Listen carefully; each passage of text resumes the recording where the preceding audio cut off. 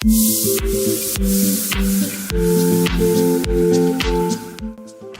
Morning guys. आज है 10 days blog challenge का डे 8। सो कल का हम रिपीट करेंगे, आज ज़्यादा कुछ करेंगे नहीं। आज ईद है, सो आपको ईद की बधाई। और कल का ही हम डिस्कस करेंगे। कल थोड़ा आवाज़ ज़्यादा था, बैकग्राउंड नॉइज़ ज़्यादा था, इसलिए कल ठीक से बताया नहीं पाया। सो आज एक्स्ट्रा भी बताऊँगा एएमई के बारे में, कॉलेज में कैसा है, और कंटिन्यू करते हैं और उसके बारे में थोड़ी जानकारी दूँगा। तो आज ज़्यादा कुछ नहीं होगा, पर मैं सिर्फ इन्फॉर्मेशन दूँगा कि क्या होता है एएमई में, हमारे कॉलेज में क्या सिखाया जाता है, कैसा सब चलता है, देखते हैं। तो गाइस कल हमने सब कुछ देखा था, पर हम फिर से एक बार रिपीट करने वाले सारा। सो हमारा कॉलेज है Pune IIT, Pune institute of aviation technology.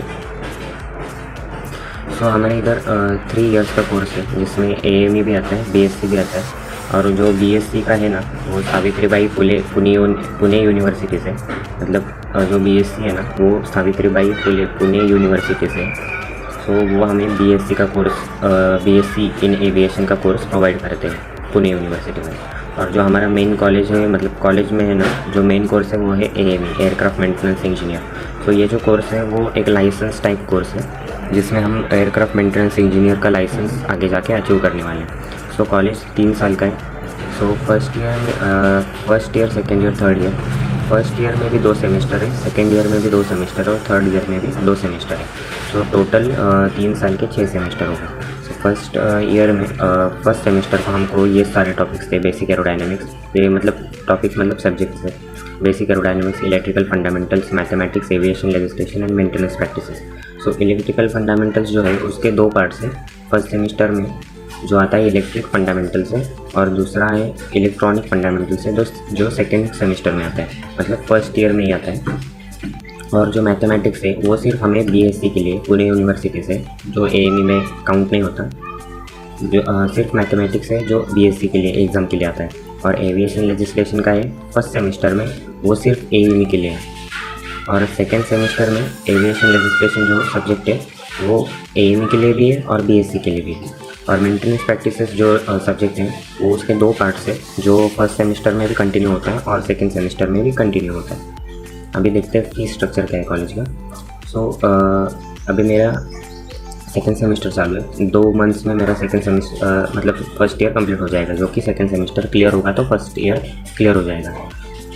तो हमें जो फीस पड़ी है वो है 7.20 लाख, और अगले साल जो कंटिन्यू मतलब इंक्रीज होगा वो शायद से प्रेडिक्ट किया है 7.50 लाख। उसमें अगर आप हॉस्टल नहीं लेते हो तो 7.20 लाख में सारा इंक्लूड होता है, यूनिफॉर्म, बुक्स और एमआरओ फीस एंड मतलब सारा कुछ इंक्लूड होता है। एमआरओ फीस क्या होता है कि हमें थर्ड ईयर को जो इंटर्नशिप टाइप हमारा ट्रेनिंग होता है, जो कि कोची, दिल्ली, केरला, मुंबई ऐसे एयरपोर्ट्स पे जाके हमें ट्रेनिंग दिया जाता है पर्टिकुलर एयरक्राफ्ट पे, उसे बोलते हैं एमआरओ, मतलब मेंटेनेंस रिसर्च ऑर्गेनाइजेशन ट्रेनिंग। वो वहाँ पे लेके जाते हैं थर्ड ईयर को, मतलब 5th एंड 6th सेमेस्टर को जाते हैं। वो 2 मंथ्स के लिए होता है। सो एक मंथ गैप, और फिर से थर्ड मंथ में फिर से लेके जाते हैं। तो वैसे 2 मंथ्स का ट्रेनिंग होता है। और अगर हॉस्टल का देखना है, हॉस्टल भी प्रोवाइड करता है कॉलेज।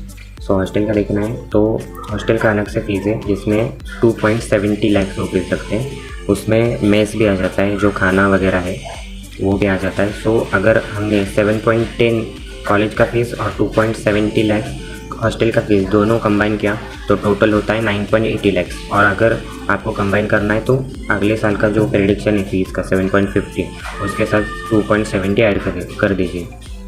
और ये भी कंफर्म नहीं, क्योंकि ये भी बढ़ सकता है अगले साल ऐसा। और जो कल रह गया था वो भी बता देता हूँ कि हमारा कॉलेज जो होता है वो डीजीसीए के अंडर आता है, director general of civil aviation, जो इंडियन एयरलाइंस वगैरह सारा मैनेज करता है। उसमें उसके रूल्स क्या हैं, अगर कॉलेज आपको सेटअप करना है तो कॉलेज में जो फर्स्ट ईयर को एडमिशन लेते हैं, तो पहले हम एडमिशन का क्राइटेरिया क्लियर कर देते हैं। एडमिशन के लिए आपका 12th पास आउट चाहिए, मार्क्स का कोई क्राइटेरिया नहीं है, पर आप ट्राई कीजिए आपका मार्क 70 से अबव हो। पर यहाँ पे सिर्फ क्राइटेरिया इतना है कि आपको सिर्फ पास होना है 12th में। पहले हम फ़ीस का क्लियर कर देते हैं। सो फीस का ऐसा है कि हमारा जो कॉलेज है पुणे आईआईटी, उसमें 120 सीट्स फिलअप होती है हर साल, जो कि फर्स्ट ईयर में अभी आप एडमिशन लोगे तो 120 सीट्स ही होगी। सो जल्दी एडमिशन ले सकते हैं आप। सो एग्ज़ाम होने के बाद ही 2 to 3 मंथ्स में ये सीट्स फुल हो जाते हैं। और सीट्स का ये क्राइटेरिया है कि आपका 12th पास आउट चाहिए। मैं सजेस्ट करूँगा कि आप 12th में 70 से अबव ही परसेंटेज लाइए, जो कि आगे जाके स्कॉलरशिप को बहुत हेल्प करेगा। 70 नहीं पर 80% से अबव लाइए, जो कि स्कॉलरशिप में हेल्प करेगा। और 120 सीट्स भरते हैं। सो 12th आपको पास आउट चाहिए और PCM ग्रुप चाहिए, फिजिक्स केमिस्ट्री मैथमेटिक्स, ये मतलब मैंडेटरी है। और आपको साइंस साइड चाहिए। और अगर आप एडमिशन लेने आ रहे हैं तो आपको कॉलेज में आके मैनेजमेंट से बात करनी है। वो अभी ये फ़ीस हमारे टाइम में थी 35,000 कन्फर्मेशन के लिए, पर इसका भी एक क्राइटेरिया है, ये आगे जाके बढ़ सकता है। जो 35,000 है वो आगे जाके बढ़ सकता है। सो 35,000 का ऐसा क्राइटेरिया है कि अगर आप 12th में बाई चांस फेल हो जाते हो तो ये 35,000 100% रिफंडेबल है आपको। और आपने सीट कंफर्म कर दी, ये दूसरा है कि और अगर आपने सीट कंफर्म कर दी है 35,000 पे और आपने कुछ कारण की वजह से एडमिशन रोक दिया है, मतलब एडमिशन नहीं लेना है आपको, तो ये 35,000 रिफंडेबल नहीं है। 35,000 ऐसे ही सिचुएशन में रिफंडेबल है जब आप 12th फेल हो रहे हो। और उसके बाद और एक थिंग है कि हमारे पुणे IIT जो DGCA के अंडर आता है कॉलेज, उसका भी स्कॉलरशिप में बहुत चांसेस है कि आपको 10th और 12th में अगर 80% से अबव है तो आपको 70 to 80,000 की स्कॉलरशिप मिलती है। और हर 3 साल आपको स्कॉलरशिप DGCA से मिलती है। DGCA प्रोवाइड करता है स्कॉलरशिप अगर आपको फर्स्ट सेमेस्टर और सेकेंड सेमेस्टर, मतलब फर्स्ट ईयर को जो फर्स्ट सेमेस्टर और सेकेंड सेमेस्टर है उसका एवरेज परसेंटेज अगर आपको 80% से अबव है तो आपको 80,000 से लेकर 1.5 लाख की स्कॉलरशिप मिलती है। वैसा ही कंटिन्यू होता है सेकेंड ईयर और थर्ड ईयर को। उसके बाद हम देखते हैं DGCA के रूल्स क्या हैं, मतलब आप अभी हमारा जो कॉलेज सेटअप हुआ है उसमें क्या क्या लगा हुआ है, मतलब मैंडेटरी क्या था। सो कॉलेज में जो फर्स्ट ईयर होता है, फर्स्ट ईयर को मैंडेटरी है कि आपके 4 बैचेस होने चाहिए। 4 बैचेस उसमें होता है 2 एवियोनिक्स वाले, 2 मैकेनिकल वाले। अभी एवियोनिक्स मतलब जो पायलट बनने वाले, मैकेनिकल वाले भी पायलट बन सकते हैं, वो आगे जाके उनका अलग प्रोसीजर है जो कि इजी होता है थोड़ा।